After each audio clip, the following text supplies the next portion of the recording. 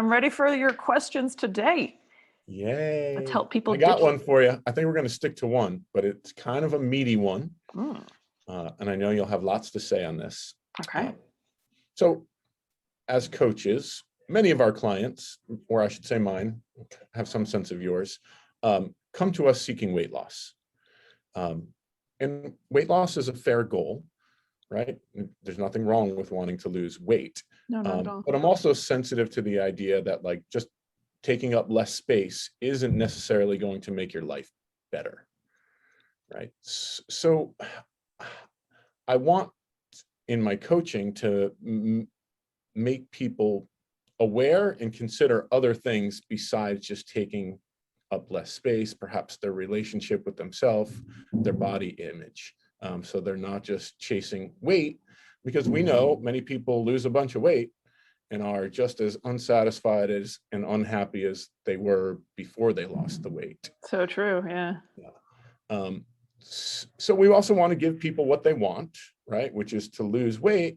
But tell me a little bit about how you infuse some of those other elements in getting people to think about the relationship with themselves and their body image and overall happiness as it relates to changing their behavior and actions around food, so they can feel better when they actually do lose the weight. Yeah, I'm so glad that you brought that up, how people can really dramatically change on the outside and recognize that life is really similar experience and the things that bug you still bug you.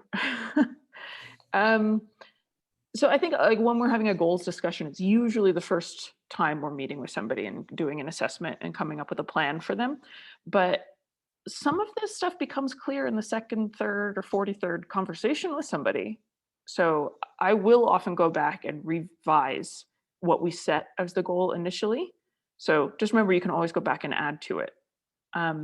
It's also not like you have to pick one goal. You can't, like, you can want a lot of different things, you know.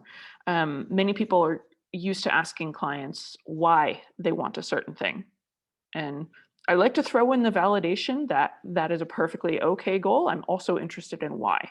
Because if you don't tell someone that's a perfectly okay goal, you're just leaving it blank that they might be like, they just said, why do I want weight loss? Was that a superficial goal? Oh my God, am I a horrible person and they hate me? So just like to put them at ease. That is a totally okay goal. Let's talk about why you want that. Why is that important to you? And what would be great about getting there? So that'll get you a little more. Very common for people to say confidence. They want to be appealing to their partner or their potential partner that they could meet. And they just want to feel good about themselves when they look in the mirror or are in a swimsuit. So once you know that stuff, I do sometimes point out that you can have some of this stuff without waiting for the body changes. Like we can actually fast track you to feeling more attractive and feeling great in a swimsuit, you know. And so that like, yes, it helps if you've seen your body get substantially fitter, and it can help your self-esteem to watch yourself overcome, you know, barriers. And you know, the whole process of succeeding with weight loss is 1,000 small victories, and watching yourself make all those wins can really improve how you feel about yourself. But you don't have to wait for the weight loss. Like sometimes the weight loss is the slowest reward to come. So I think pointing it out at the very beginning when we do the assessment, and then continually throughout the coaching relationship, pointing out the positives that people are experiencing. Because often coaches, and I know you do, but many coaches don't ask for enough of the client's experience of how the last week went. So client comes in, we ask some sort of question about how has the week gone? How's your food going? How are your workouts going? And the client will typically give us a performance-oriented response, which is great. I want to know the facts.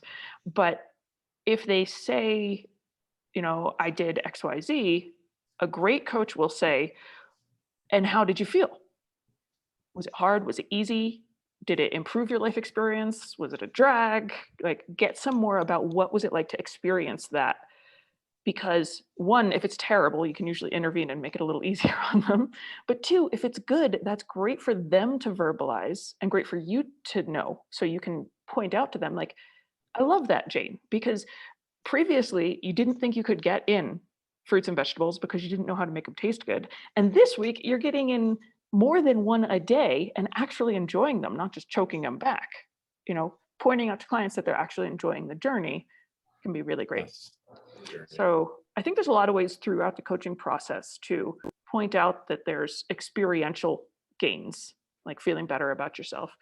And then we also have the opportunity, while we're giving people specific positive feedback on things that they're doing well, to highlight when they've done something that reflects a good personal trait or a desirable personality trait. Like, I will often say to clients, I really appreciate how blank you are, because look what you did here. That shows that you're open-minded.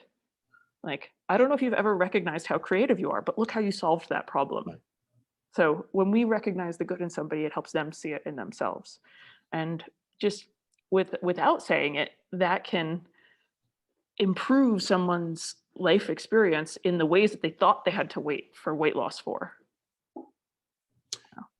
And keep them engaged in the process then, because they're having what we'll call other wins and realizations and changes. Positive emotion is the most reliable, strong, long-lasting fuel source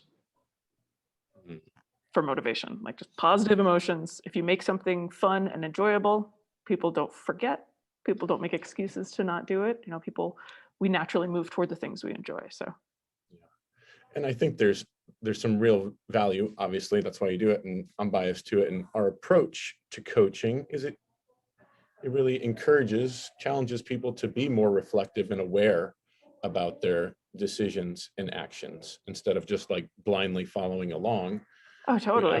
We ask people to like feel their feelings. What are you feeling? Check in with emotions, see what like factors or influences throughout their day may impact how they're eating or not eating.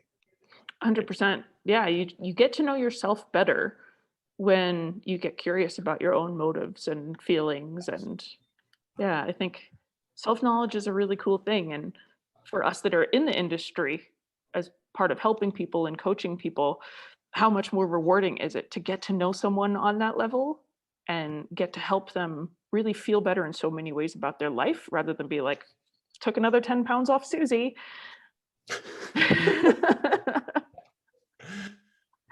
Awesome, Georgie. You're doing good work.